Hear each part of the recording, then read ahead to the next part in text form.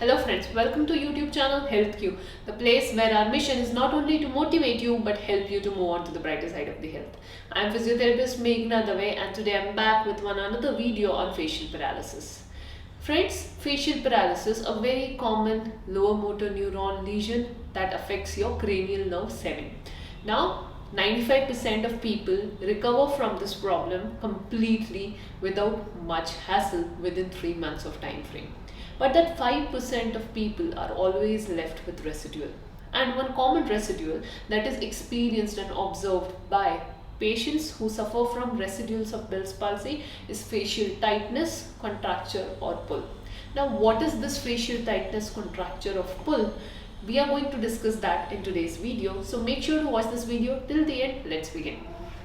So friends, why does this facial tightness happens after Bell's palsy? Now for this, the problem actually starts from the duration when you get Bell's palsy. Now what happens? Your face muscles are not meant for forceful activities. They are meant for light, gentle, natural expressions, isn't it? Do you ever remember before Bell's palsy forcing your facial muscles to do a task? Never, right? But what happens when a person experiences Bell's palsy immediately? Their focus completely goes on their affected side of the face. Now, when facial paralysis happens, your movement nerve or else your facial nerve which is responsible for your facial movements is paralyzed or else is not functioning. But your sensory nerve which carries the sensation of touch or feeling of movement on the face, which is the fifth cranial nerve, also called as trigeminal nerve, that is absolutely intact. Second, your brain is absolutely intact at this point of time. So what happens when your face is paralyzed? Your trigeminal nerve or else your sensory nerve is constantly sending signals to your brain that this side of the face is not moving. Now what will happen? The brain is the problem solver and brain will try to solve that problem by sending more impulses on that area or else generating more neurotransmitters inside the brains. Neurotransmitters are basically structures which carries or which are responsible for sending your nerve impulses. Now, when a person recovers from Bell's palsy in few days, this is not a problem because it's a very short span and your movements come back and brain does not develop that habit. Brain gets that feedback that okay, the movements have started coming back, now I need not to send more forceful contractions or forceful neurotransmitters on the face. But when there is delayed recovery in Bell's palsy, what happens? The brain is constantly trying to send signals more and more. On top of it, if you try to do more exercises at this point of time, on top of it, if you try to constantly see your face and try to finish a task of raising your eyebrows, shutting your eyes strongly or trying to smile forcefully, what will happen? The brain will do overwork. It will try to create more neurotransmitters in the brain, right? And if this continues for a long period of time, brain develops this habit of overcontraction and brain forgets that this side of the face was supposed to be more relaxed, more calm. On contrary, it's what happening is it is more contracting at this stage. Now, on top of it, when your facial muscles have started showing recovery after a certain point of time, your movements are getting back, so brain gets more confidence that yes, if I send more strong signals, the movements are happening, and that becomes a further more strong memory, a further more strong learned activity, and that becomes a habit. And over a period of time, what happens is your face, even though you do a very small or minor contraction on the face which is very similar to this side, right, but still the brain will take it as it is supposed to send more signals for that contraction and they will release more neurotransmitters, they will send more signals, and that would be constantly happening. Now unfortunately our facial muscles are never at rest.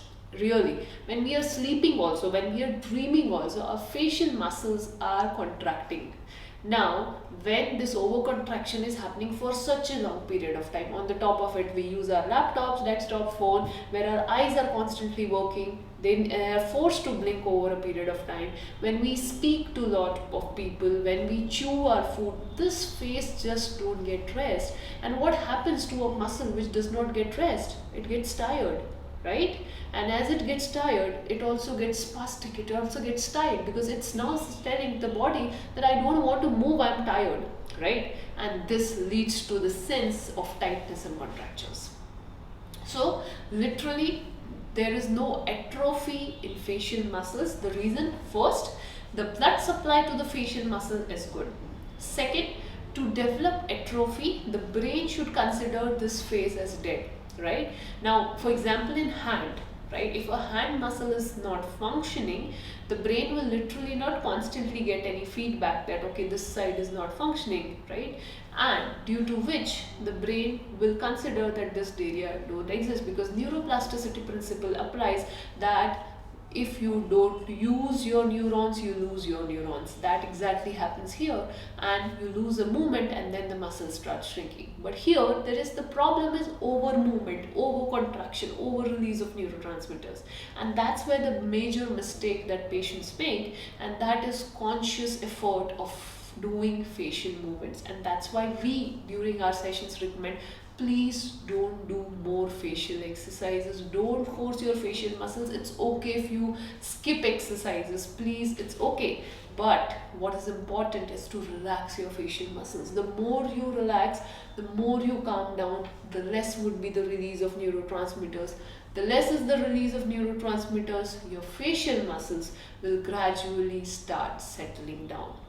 This is a hard and tricky thing to do, and that's why not many patients are able to achieve it.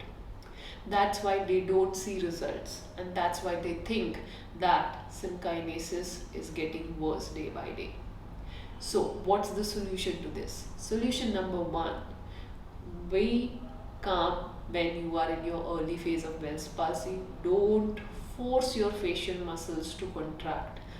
Don't try to bring movements on the face, they will come on its own.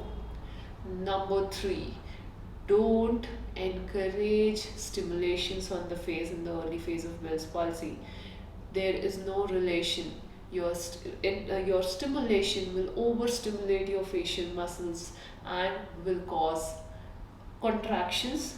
If you are lucky, you are in early stage, you take stimulation, you don't take stimulation, your movements are going to come back. But if you are in late stage, the stimulation can be harmful for you. So you should wait for a certain period of time. If your muscles don't come back, then only start ahead with stimulation. Or else take stimulation only for the initial period of time where there is zero contractions. At that time it's okay, but don't extend your stimulation sessions. And last but not the least, please stay calm. Don't stress out.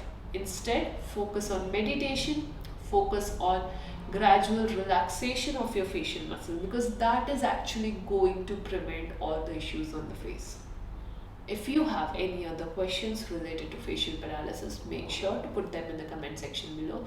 We would love to read them, and make sure to take help if you find our services or else our information helpful by visiting to www.healthqrehab.com. You can just directly book in consultation, or else you can opt for our facial rehabilitation programs that we conduct, which are completely online.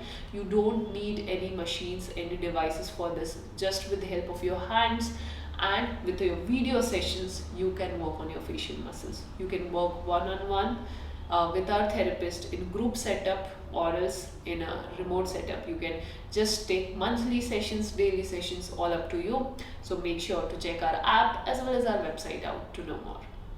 On that note, I'll end this video here. Thank you.